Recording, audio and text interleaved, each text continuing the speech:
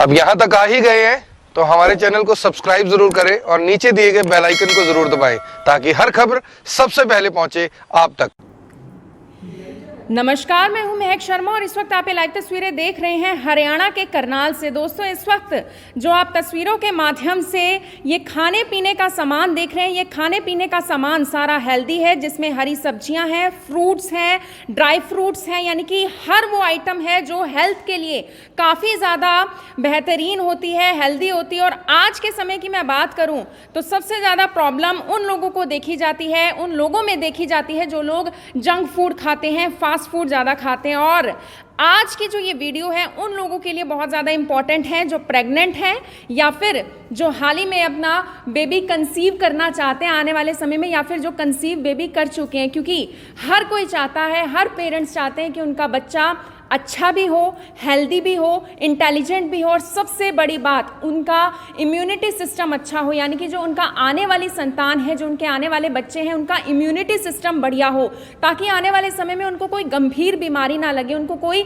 बीमारी ही ना हो, हेल्दी भी हो, इंटेलिजेंट भी हो, सुंदर भी हो बच्चा। और वो किस तरीके से हो पाएंगे वो हम आज आपको इस वीडियो के माध्यम से दिखाएंगे। हमारे साथ डॉक्टर मनोज मित्तल हैं जो कि MBBS डॉक्टर भी हैं, बच्चों के स्पेशलिस्ट हैं, बच्चों के डॉक्टर हैं। और आज की इस वीडियो में हम आपको ये जानकारी देंगे कि जो प्रेग्नेंट वुमेन है, जो प्रेग्नेंट लेडीज हैं, वो किस तरीके का अपना खान पीन रखें, खान पान उनका क्या रहे, क्या उनको जंक फूड खाना चाहिए या नहीं खाना चाहिए, और अगर वो जंक फूड खाते हैं तो उनका आने वाली जो संतान है वो किस तरीके की होगी। तो आप सभी लोगों से अपील रहेगी इस वीडियो को सभी लोग शेयर जरूर करें, और खासकर ना सिर्फ लेडीज इस वीडियो को शेयर करें, वो जेंट्स भी शेयर जरूर करें, वो हस्बैंड्स भी शेयर जरूर करें जो जल्द ही पापा बनने वाले हैं। सर कैसे हैं आप? ठीक है मैम, बिल्कुल। क्या बताना चाहेंगे सर? मैम मैं बताना चाहूँगा कि जो प्रेगनेंसी है ये माँ के लिए एक बड़ा अच्छा एक अवसर है, जिसमें कि हर माँ चाहती है कि मेरा बच्चा इंटेलिजेंट हो, स्वस्थ रहे, उसका कोई हेल्थ इशू ना रहे, उसकी इम्यूनिटी हाईएस्ट लेवल की रहे, तो वो स्ट्रेस में ना निकले। ऐसा समय भगवान ने हमें एक मैन्युफैक्चरर बनने का मौका दिया है, तो कोई मैन्युफैक्चरिंग डिफेक्ट नहीं आना चाहिए, अच्छे से अच्छी संतान मिलनी चाहिए। उसके क्या टूल्स होते हैं प्रैक्टिकल, वो हम डिस्कस करना चाहते हैं, क्योंकि मेरे साथ पूरी टीम है। मैं एक एलोपैथी डॉक्टर हूँ, MBBS MD। मेरे साथ में डॉक्टर सोनम है जो MBBS MD गायनिकोलॉजिस्ट हैं, श्री रमेश अरोड़ा जी हैं जो कि नेचुरोपैथ भी, एक्यूप्रेशर स्पेशलिस्ट भी हैं, और डॉक्टर संजय भी हैं, डॉक्टर संजय अरोड़ा जो कि BMS हैं, और MD पंचकर्मा हैं, आयुर्वेद में इनके महारत है।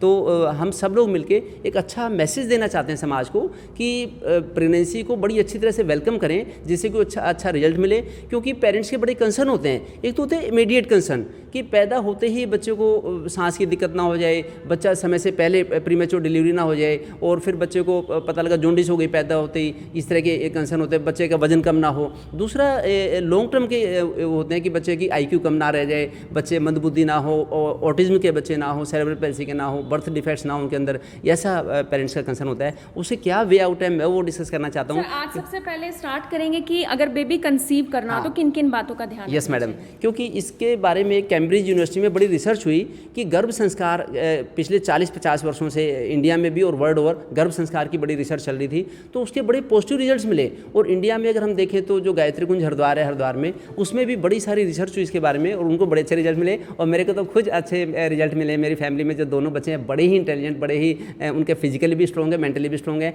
तो ऐसे वो क्या उसके टूल्स हैं उसके बारे में सबसे पहली चीज़ है कि प्रेगनेंसी से पहले प्लानिंग कैसे करें हम। प्रेगनेंसी से पहले जो प्लानिंग करनी है तो वो बड़ी इंपॉर्टेंट है। उसके लिए एक तो जितना भी उसके जिस रात शादी हुई थी उस नाइट से लेके जिस नाइट में हमें कॉन्सेप्शन करना है, जो गर्भाधान करना है, उस नाइट तक हमारा खान पान रहन सहन पेरेंट्स का कैसा हो, माता पिता का, हस्बैंड वाइफ का खान पान रहन सहन कैसा हो, ये बड़ा इंपॉर्टेंट है। और इस बीच में वो शारीरिक शुद्धि कैसे करें, शरीर की शुद्धि कैसे करें, जैसे समय समय पे मालिश करते रहें जिससे कि शारीरिक शुद्धि हो, जिससे कि बच्चे का हार्डवेयर अच्छा बने। फिर थोड़ा सा स्टीम बाथ भी लेनी चाहिए, थोड़ी सन बाथ भी लेनी चाहिए पेरेंट्स को, जिससे कि उनकी बॉडी डिटॉक्सीफाई होती है और बॉडी हेल्दी होती है, उनकी इम्यूनिटी का लेवल बढ़ता है। इसी तरह से उनको मानसिक शुद्धि की भी ज़रूरत है। अगर पेरेंट्स मानसिक शुद्धि करें तो जैसे थोड़ा सा अच्छा सूदिंग म्यूजिक सुनते रहें, कोई भी जो अपने भजन है, कोई कीर्तन है, सत्संग है, ऐसे करके मानसिक शुद्धि करें। थोड़ा सा गायत्री मंत्र का जाप भी कर लें तो बड़ा अच्छा रहेगा। कोई भी धर्म के लोग हैं जो अपना कोई गुरबाणी के शब्द किसी को सुने हैं तो अच्छे समय में अच्छे वाइब्स मिलेंगे बच्चे को, तो डेफिनेटली उसका इफेक्ट अच्छा आता है, उससे हार्मोन्स अच्छे बनते हैं, पॉजिटिव हार्मोन्स बनते हैं बच्चे में। लोगों का ये परसेप्शन भी होता है कि जो कुछ भी करना है वो फीमेल को करना है, मेल को तो किसी चीज की जरूरत नहीं है। बड़ा इंपॉर्टेंट है कि जो प्रेगनेंसी से पहले करना है वो दोनों को करना है, male partner as well as female partner दोनों को ही करना है प्रेगनेंसी से पहले, क्योंकि फिर प्रेगनेंसी के बाद में मेल पार्टनर को सपोर्ट करनी है, फैमिली के मेंबर्स को सपोर्ट करनी है बाकी, लेकिन ज़्यादा रोल फिर मदर का होता है। लेकिन कंसेप्शन से पहले दोनों का इक्वली रोल है, दोनों को बड़ी फिजिकली मेंटली हेल्दी और बड़े खुश रहना चाहिए, हौसले में होना चाहिए, ये ज़रूरत है। बाकी इस बीच आती है कि इनकी डाइट ऐसी हो कि नेचुरली रिसोर्सेज से, मैं आपको एक एक चीज़ डाइट के बारे में बताऊंगा, आप लोग लगातार जुड़े रहें, जैसे मैं बिजी हूँ, जैसे हमारी टीम बिजी है, मैं चाहता हूँ आप भी बिजी रहें। आप इस चीज़ को आगे सारे जो आपके कलीग्स हैं, जो आपके इंस्टीट्यूशंस में, ऑर्गेनाइजेशन में, सबको ये चीज़ सेंड करें कि ये बड़ी इंपॉर्टेंट टॉपिक है और हर किसी का मकसद पूरा हो, उसके लिए क्या टूल्स हैं मैं बताता हूँ। तो डाइट का दोनों को बड़ा ध्यान रखना है, जैसे कि फोलिक एसिड, कई बच्चों के पैदा होते ही उनके पीठ पे फोड़ा हो जाता है, उसे कहते हैं न्यूरल ट्यूब डिफेक्ट। उन बच्चों को टॉयलेट ट्रेनिंग कराने में बड़ी दिक्कत आती है, उन बच्चों को चलाना सिखाने में बड़ी दिक्कत आती है। ऐसा ना हो, उसके लिए पेरेंट्स को दोनों में ही फोलिक एसिड की अच्छी मात्रा होनी चाहिए, तो उसके लिए अच्छा भोजन लें। ये देखिए फल हैं जो फोलिक एसिड से नेचुरली मात्रा में भरपूर होते हैं। ये देखिए फ्रूट्स, जो भी मौसम का फल है, जो मौसम का फल खाएं। कुछ फल अवॉइड करने चाहिए, जैसे कटहल है या कच्चा हुआ अनास है, कच्चा आड़ू है, कच्ची चीज़ ना लें, पके हुए फल ले लें। मौसम के सभी फल अपने हिसाब से, नारियल पानी है, तरबूज है, इस तरह से फल लेंगे। यानी कि अब अगर गर्मियों में कोई कंसीव कर चुका है, अगर गर्मियों में कंसीव करना है किसी को तो उसमें जैसे छाछ ले ली, नारियल पानी, हरे नारियल का पानी ले लिया, घर में जलजीरा बना सकते हैं, घर में शिकंजी बना सकते हैं। लेकिन सॉफ्ट ड्रिंक्स, कोल्ड ड्रिंक्स ये चीज़ ना लें जिसमें भी प्रिजर्वेटिव्स हैं, कलर्स हैं, फ्लेवर्स हैं, डाइज हैं, packed juices, stored juices, canned juices, इस तरह की चीज़ ना लें। तो ऐसे डाइट का ध्यान रखें, नेचुरल रिसोर्सेज से। देखिए जो बच्चों में कमी आती है डिलीवरी के बाद, वो अक्सर कम खाना खाने से नहीं आती, क्वालिटी फूड की कमी से नहीं आती, गलत खाने की वजह से आती है। अगर हमने खाना अच्छा भी खाया, दाल रोटी सब्जी खाई, जो हमारा जो पैकेज है आज का, तो हम गरीब से गरीब व्यक्ति के लिए भी बताएंगे, और जो कोई अफोर्ड कर सकते हैं ड्राई फ्रूट्स खाने के लिए तो हम ड्राई फ्रूट्स के लिए बताएंगे, जो नहीं अफोर्ड कर सकते वो मूंगफली खा के भी उतना ही लाभ उठा सकते हैं। लेकिन शर्त यह है कि गलत चीज़ ना खाएं लोग। अगर हमने खाना दाल रोटी सब्जी अच्छा खाना खाया, लेकिन साथ में चाय भी ले ली, कॉफ़ी भी ले ली, हमने कोल्ड ड्रिंक पी, हमने फ्रिज का पानी पिया, फिर वो चीज़ें एब्जॉर्ब नहीं हो पाती, बॉडी को अवेलेबल नहीं हो पाती अच्छे न्यूट्रिएंट्स, जो यूजफुल न्यूट्रिएंट्स हैं। फिर हमें सप्लीमेंट्स के चक्कर में पड़ना पड़ता है कि कैल्शियम खाओ, आयरन खाओ, फोलिक एसिड खाओ। इसकी तब नौबत आती है जब हमारी आदतें गलत होती हैं। तो हमारा आज का आगाह करने का मकसद है, एक डॉक्टर का काम केवल ऑपरेशन करना या केवल इंजेक्शन लगाना है, दवाई देना नहीं है। हमारा काम पॉजिटिव थिंकिंग रखना है और उनको सही गाइडेंस देना, काउंसलिंग करना भी हमारा काम है। तो मैं चाहता हूँ कि मैं सबको बताऊँ, जैसे मेरी जो मम्मी है, हम लोग 9 भाई बहन हैं, तो 9 के 9 भाई बहन नॉर्मल डिलीवरी से हुए। ये बहुत बड़ा सपना होता है एक माँ का कि बिना सीजरियन के अगर नॉर्मल डिलीवरी से बच्चा हो जाए और कोई उसका हेल्थ इशू ना रहे। बहुत बड़ा विषय भी है, क्योंकि आजकल मैं लेडीज़ की बात करूँ तो बहुत ज़्यादा डरी हुई हैं, क्योंकि 70% लेडीज़ के जो सजेरियन बच्चे होते हैं, नॉर्मल डिलीवरी नहीं होती, और कहीं ना कहीं मुझे नहीं लगता कोई भी लेडी चाहती है कि उसकी बॉडी एक तरीके से खराब। हाँ जी, उसके 2 रीज़न है कि सीजरियन की जो आवश्यकता आजकल पड़ने लगी उनको, तो एक तो खान पान में अच्छे खाने के अलावा गलत खाने का भी इनको वो जो समावेश हो गया, ये बड़ा नुकसानदायक है। तो हमें गलत चीज़ से, मैं एक ही चीज़ बताऊँगा कि क्या गलत नहीं खाने। और फिर दूसरा है फिजिकल एक्टिविटी की कमी। फिजिकल एक्टिविटी अच्छी होनी चाहिए, सुबह अर्ली मॉर्निंग में उठना चाहिए, लाइफस्टाइल अच्छी होनी चाहिए, हमें बायोलॉजिकल क्लॉक को फॉलो करना चाहिए। हमारी बायोलॉजिकल क्लॉक के हिसाब से चलेंगे, रात को जल्दी सो गए, सुबह जल्दी उठ गए और दिन में हम अच्छे कामों में बिजी रहें। जो प्रेग्नेंट लेडीज होती हैं उनको नींद भी काफ़ी आती है। हाँ, नींद समय से सोएं, समय से सो के समय से उठेंगे, फिर उनकी क्वालिटी नींद आएगी, उस थोड़ी नींद से भी उनका काम अच्छा चल जाएगा। और अगर लेट रात को सोएंगे, लेट सुबह उठेंगे, उन्होंने अपना लाइफस्टाइल ऐसा बना रखा है, उससे फिर फिर भी पूरी नींद नहीं हो पाती, टाइम वेस्ट होता है। अब मैं बात करता हूँ कि जो मेंस्ट्रुअल साइकिल में कब उनको गर्भाधान करना है। पहले मैंने प्रिपरेशन का बताया कि शारीरिक शुद्धि भी करी, मानसिक शुद्धि के लिए मंत्र जप कर दिया, संगीत हो गया, गायत्री मंत्र का उच्चारण कर लें, योगाभ्यास करें।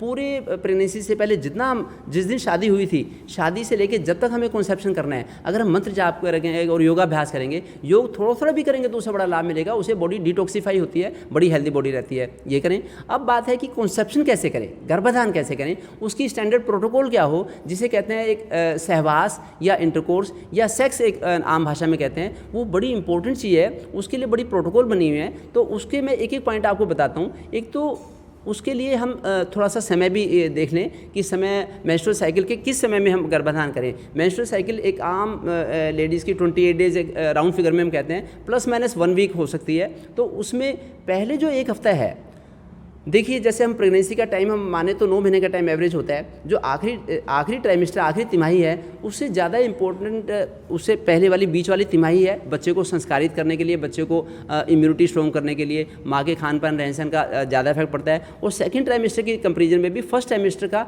में सबसे ज़्यादा इफेक्ट पड़ता है बच्चे के ऊपर, अगर माँ का जैसा खान पान। और इन 9 महीनों से भी ज़्यादा इंपॉर्टेंट है कि जो पहले जो 2 हफ्ते हैं इसके मेंस्ट्रुअल साइकिल के, ये और भी ज़्यादा इंपॉर्टेंट है। पहले 2 हफ्ते में से जो पहला 1 हफ्ता है, इसमें तो यूजुअली गर्भ ठहर नहीं पाता और पहले 3 दिन तो अशुद्ध होते हैं, तो उसमें तो ब्लीडिंग होती रहती है। जैसे ब्लीडिंग रुक जाए तो फिर माँ शुद्ध होके फिर आगे हम कंसेप्शन के लिए तैयारी कर सकते हैं। तो पहले 1 हफ्ते में कंसेप्शन ना करें तो ये ज़्यादा अच्छा रहेगा।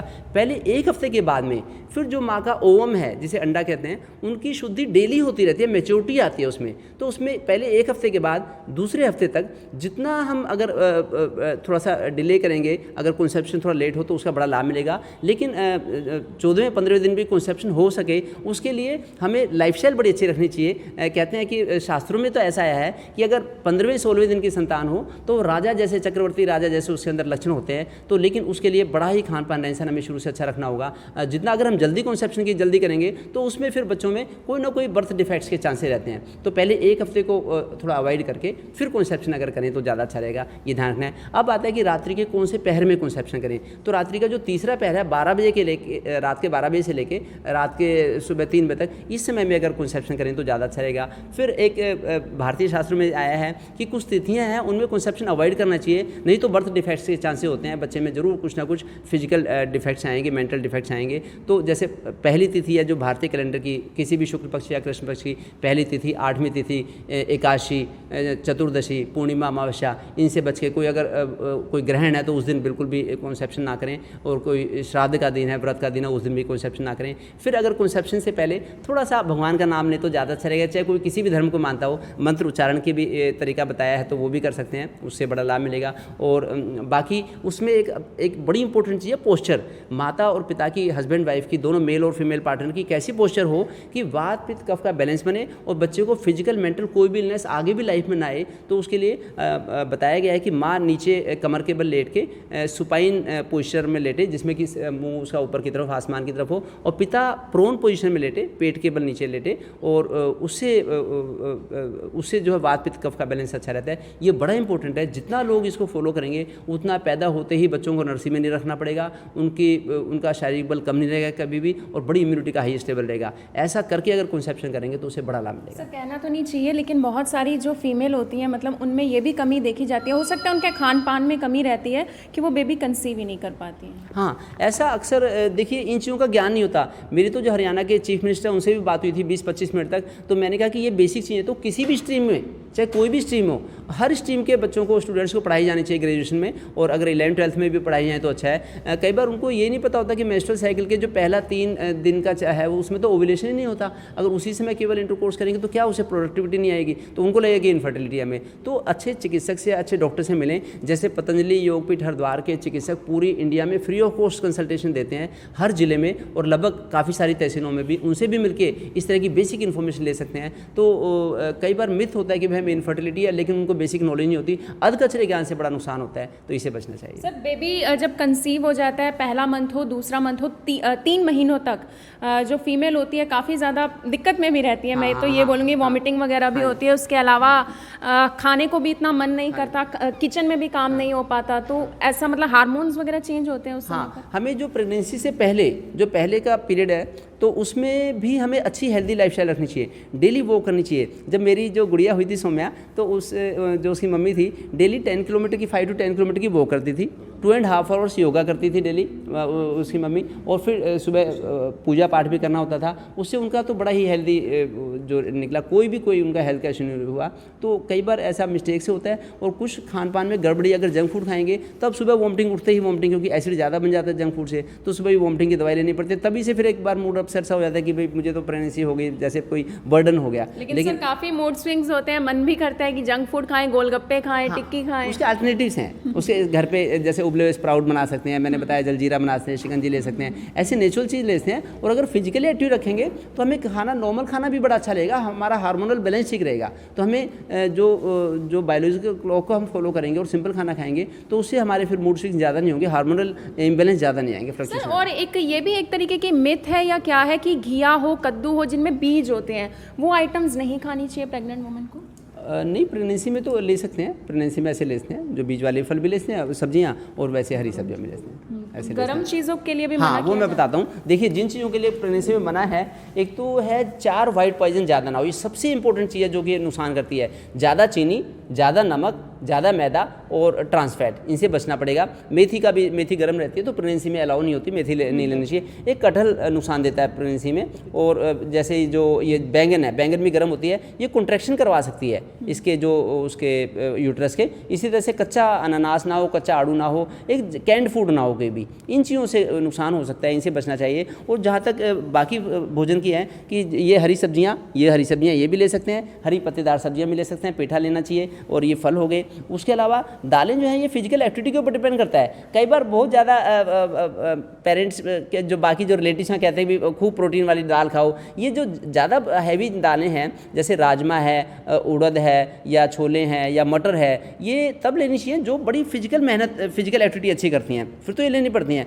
अदरवाइज तो सिंपल मूंग की दाल है, जैसे मसूर की दाल है, मूंग की दाल है, थोड़ी चने की दाल है, इनको पचाना बड़ा आसान है। ये जो सीडेंट्री लोग हैं, जैसे डॉक्टर भी हैं, इंजीनियर भी हैं, या आर्किटेक्ट हैं, या इंटरनेट पे जो IT पर्सनल हैं, उनको भी आसानी से पच जाएगी। और हैवी वो तब पचेगी जब फिजिकल एक्टिविटी, आउटसाइड की एक्टिविटी अच्छी हो, तब लेनी चाहिए। बाकी तो भोजन के बारे में इंडियन मैथोलॉजी तो आया है कि जो हम भोजन लेते हैं उसका 90% हिस्सा, उसे कहते हैं स्थूल भाग, वो तो हमारा मल के रूप में निकल जाता है 24 आवर्स में। और जो 10% हिस्सा होता है वो उससे हमारी धातुएं बन जाती है, रस, रक्त, मांस में अस्थि, मज्जा, शुक्र। और 1% जो बड़ा ही इमेजरेबल अमाउंट है, उससे हमारी इम्यूनिटी बनती है। तो ये डिपेंड करता है कि हम कैसा भोजन लेते हैं। मैंने जो आपको बताया, अधिकतर भोजन सात्विक भोजन है, जो कि बड़ी हाई क्वालिटी की इम्यूनिटी भी देता है और हमें बड़े सारे हेल्थ इशू से बचाता है। लेकिन जो राशि भोजन है, जैसे जो 4 वाइट पॉइजन है, राशि भोजन है, और जो ज़्यादा उड़द, राजमा, छोले, ये भी राशि भोजन है। इनसे फिर थोड़ा सा आगे डायबिटीज़ का, ब्लड प्रेशर का, थायराइड की दिक्कत का, या जॉइंट पेन्स का, या फिर ब्रोंकियल एज्मा का, इस तरह ये राशि रोग होते हैं। इनके चांसेस इन्हीं से होते हैं कि अगर इनका ज़्यादा यूज़ करेंगे और फिजिकल एक्टिविटी है नहीं।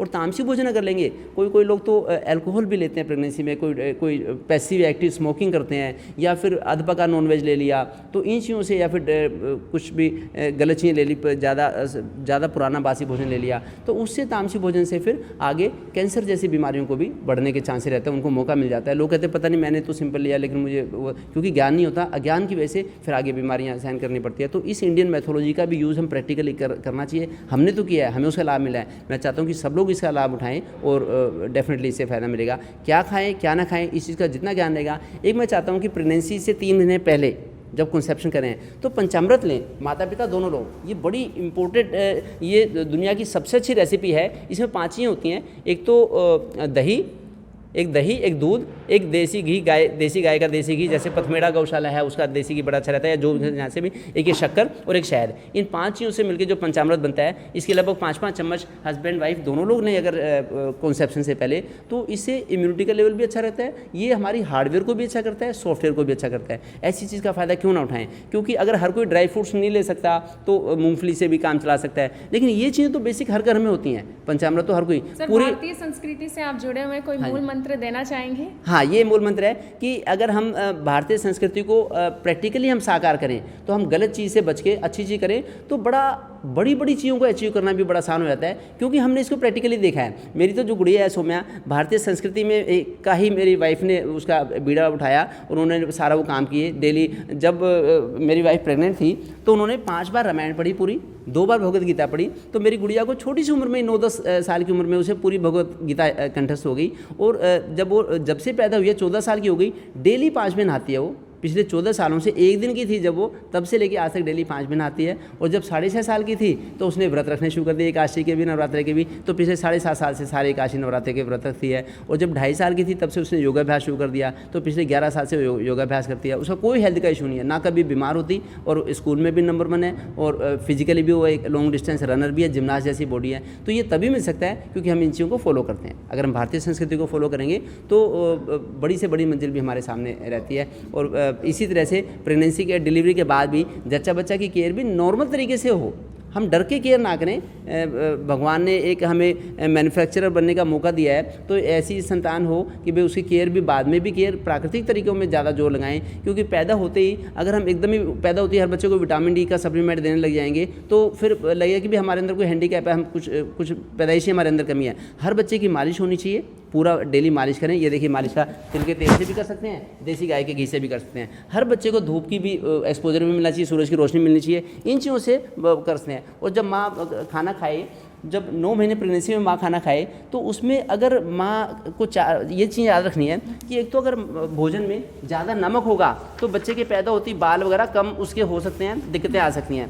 अगर मैंने नोट्स बनाए हैं देखिए जिससे कि सबका लाभ मिले, तो ये तो है कि इन तिथियों में सहवास ना करें, जिससे कि नहीं तो कुछ ना कुछ हमें खामियाजा भुगतना पड़ता है उसका, ये ध्यान रखें।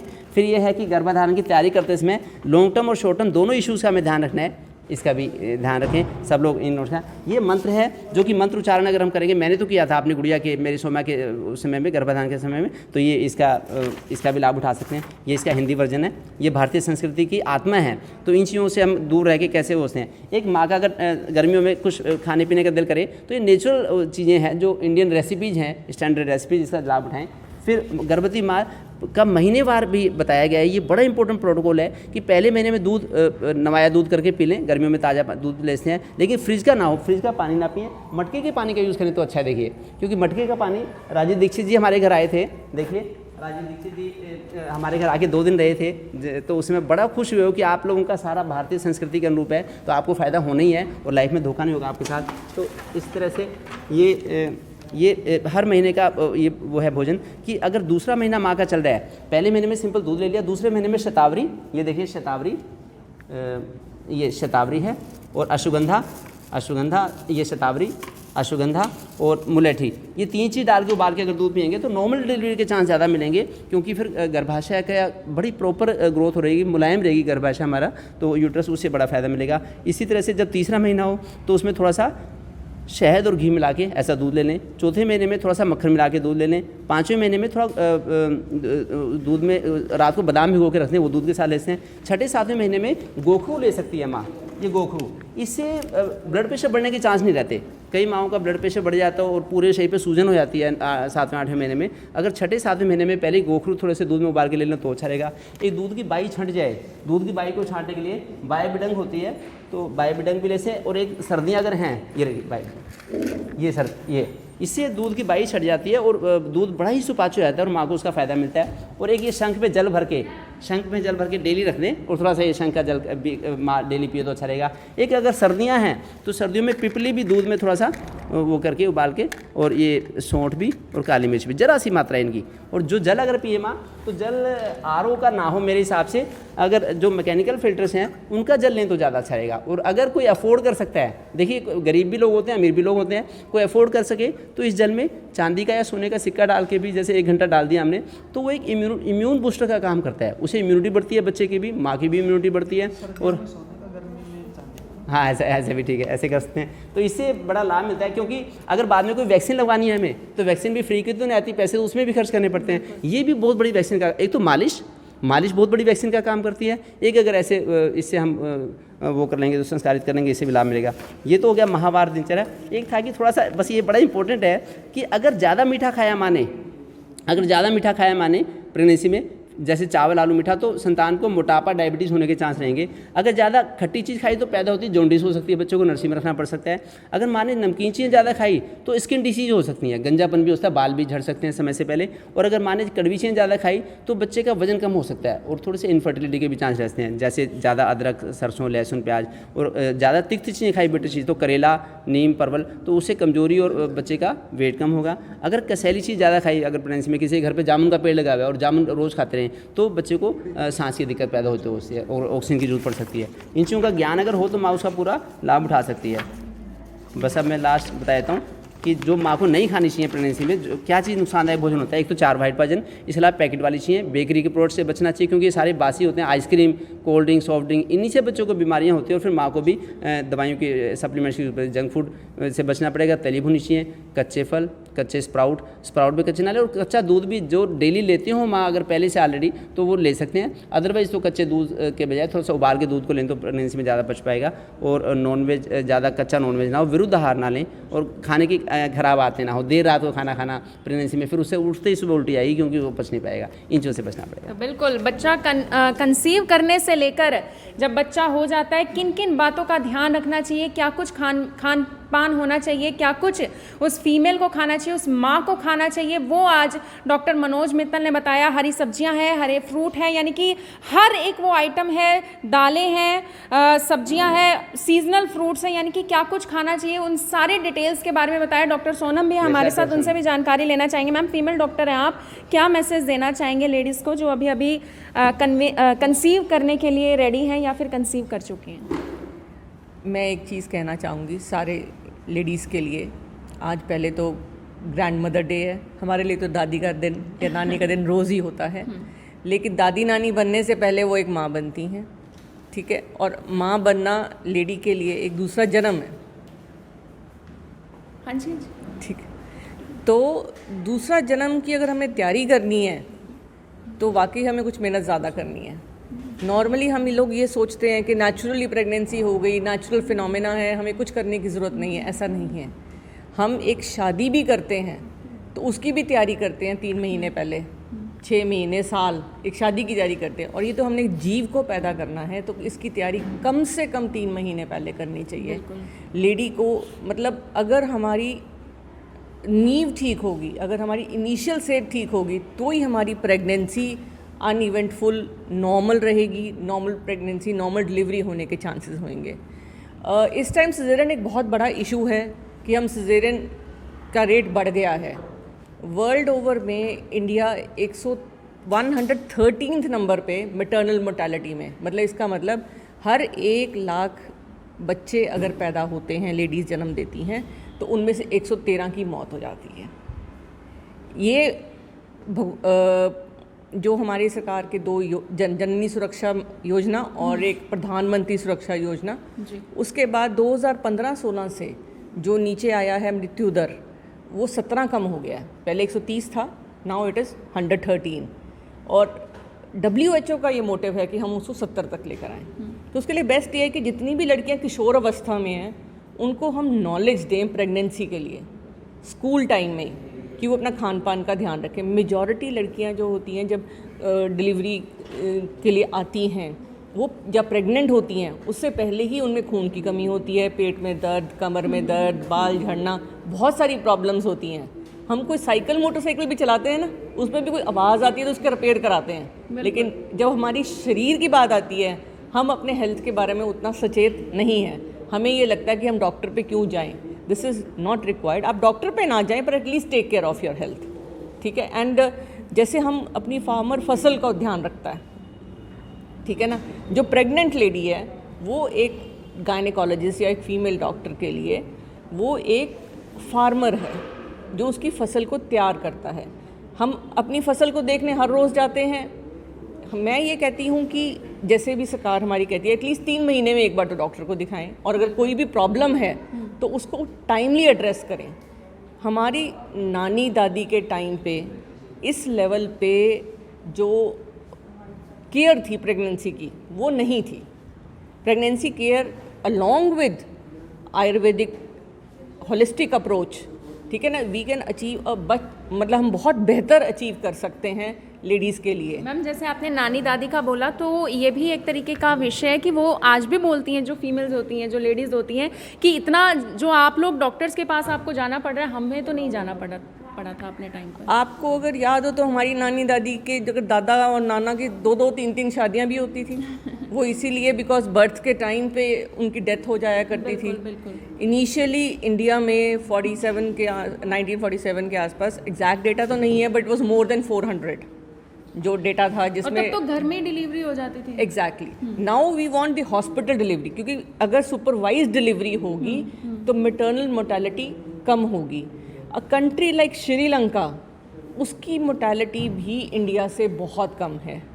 हम 113 हैं हमारी, उनकी 79 है, मतलब वो नंबर में भी हमसे काफ़ी आगे हैं। इसीलिए अगर हम देखें वर्ल्ड ओवर में, ठीक है, तो इसलिए हमें देखो, we have to blend the present and the past.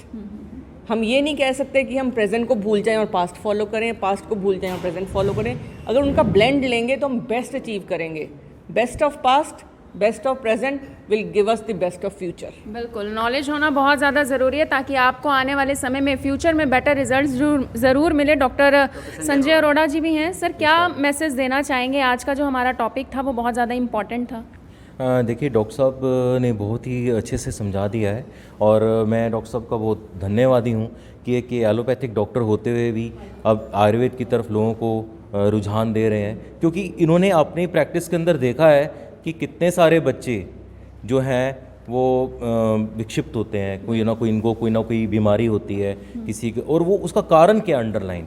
तो आयुर्वेद में गर्भ संस्कार के बारे में बहुत अच्छा वर्णन किया गया है। जैसे डॉक्टर साहब ने बताया कि मधुर द्रव्य, जैसे हमारे ना मधुर द्रव्य होते हैं, मान लो आपने मधुर रस ज़्यादा लिया तो क्या होगा, एमनियोटिक फ्लूइड बढ़ जाएगा, बच्चे का बेबी वेट बढ़ जाएगा, जो कारण बनेगा सिजेरियन होने के पीछे। अब हम सब चाहते तो हैं कि सिजेरियन ना हो, लेकिन रूट कॉज क्या है? रूट कॉज यही है कि अगर हम डाइट को ठीक से रखें। अब देखो, अगर रस, रक्त, मांस, मेद, अस्थि, मज्जा, शुक्र और देन ओज इज़ द 8th जो ऑरा जिसको बोलते हैं, तो हम सब चाहते हैं कि हमारा संतान जो है उसकी ऑरा अच्छी हो। तो ऑरा कैसे अच्छी होगी? अगर हम रस क्या है, जो हम भोजन खा रहे हैं, जो उससे बन रहा है, ऐसे ही वो सप्त धातुएं बनती हैं और 8वां हमारा ओज बनता है। डॉक्टर साहब ने बहुत ब्यूटीफुली इसको एक्सप्लेन कर दिया और मैं तो डॉक्टर साहब का बहुत बहुत सच में धन्यवादी हूँ कि ये आयुर्वेद को इतने प्यारे सब, जैसे कोई चाहता है कि हमारी जो संतान गोरी पैदा हो, तो गोरा कैसे पैदा होगा? अगर हम पंचामृत देते हैं उसको, नारियल देते हैं, केसर देते हैं, गाजर का प्रयोग करवाते हैं, तो इस तरह की कुछ चीज़ें, आंवला है, आंवला इज़ अ विटामिन सी ना, तो स्किन के लिए बहुत अच्छा होता है। तो अब एक तरफ तो आप मान लो कि पित्त प्रधान, या आयुर्वेद में वात पित्त कफ के सिद्धांत पे चलता है, यानी कि अगर आपने मान लो अम्लीय चीज़ें ज़्यादा खाई तो आपको स्किन डिजीज़ होने के चांसेस पूरे हैं। यानी अगर बेबी होगा उसको स्किन डिजीज़ होने के पूरे चांसेस हैं। आपने देखा होगा बच्चों के बाल ही नहीं हो रहे हैं, तो आप लवण खा रहे हैं, आप सॉल्टी चीज़ें ज़्यादा खा रहे हो। अब रूट कारण तो आप खुद ही हो। अगर आप ये सोचो कि कल को, अब मान लो किसी का बच्चा जो है सही प्रॉपरली पोजीशनड नहीं है, तो उसका कारण क्या है? उसका कारण है वात वाली चीज़ें ज़्यादा खाना, वायु वाली चीज़ ज़्यादा खाना, यानी कि वो अपनी प्रोपोर्शनली, वो अपनी जो जायगोट है, जो एम्ब्रो बनना है, वो अपनी पोजीशनिंग सही से नहीं लेगा। वैसे ही हमारे हृदय, इसमें आयुर्वेद में कहते हैं द्विहृदया, यानी कि जब बच्चा जो है गर्भ में आ गया तो माता जो है द्विहृदया हो जाती है, जिसके 2 हार्ट्स हो जाते हैं। तो बेबी भी हमें कहीं ना कहीं एक मैसेज दे रहा होता है कि मदर तू ये मत ले, ठीक है, तो ये मेरे लिए ठीक नहीं है। तो कहीं ना कहीं हमें उसको भी सुनना है। तो कहीं ना कहीं हमारी धार्मिकता, हमारा सब कुछ जुड़ा हुआ है, बस हमें समझने की देर है, उसको बारीकी से सुनना है। और बारीकी से सुनेंगे कब? जब हम मानसिक तौर से उसके लिए तैयार होंगे और हम अपने शरीर को और मन को पूर्णतया उसके लिए रेडी रखेंगे। तो मैं तो कहूँगा कि गर्भ संस्कार को फॉलो करो, और ताकि संतान अच्छी पैदा हो। जैसे डॉक्टर साहब समाज के लिए काम कर रहे हैं, हम सब भी समाज को एक अच्छा समाज, एक हमारा हिंदुस्तान, हमारा जो उसका एक जो उसके अंदर संतान जो पैदा हो, वैसे भी मिसाल है, हिंदुस्तान एक मिसाल है कि यहाँ पे जो बच्चा पैदा होता है वो कम्प्लीटली हेल्दी होता है।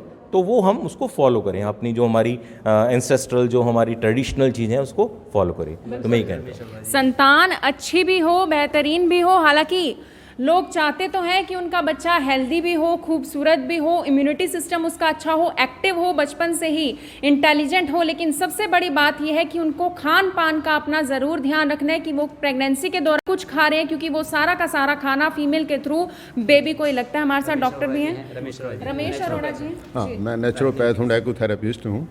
मैं डॉक्टर साहब ने जो भोजन के बारे में बताया और मैडम ने कैसे प्लानिंग करनी है, ये बहुत ही हम सब सहमत हैं इससे। लेकिन इसके साथ साथ मैं ये कहूँगा कि प्राकृतिक आप प्राकृतिक रूप में कैसे ठीक रह सकते हैं। तो हमारे 5 तत्वों से बना है शरीर, सभी लोग जानते हैं, आकाश, वायु, पृथ्वी, जल, अग्नि। तो आकाश तत्व का क्या महत्व है? आकाश तत्व में का मतलब है कि स्पेस।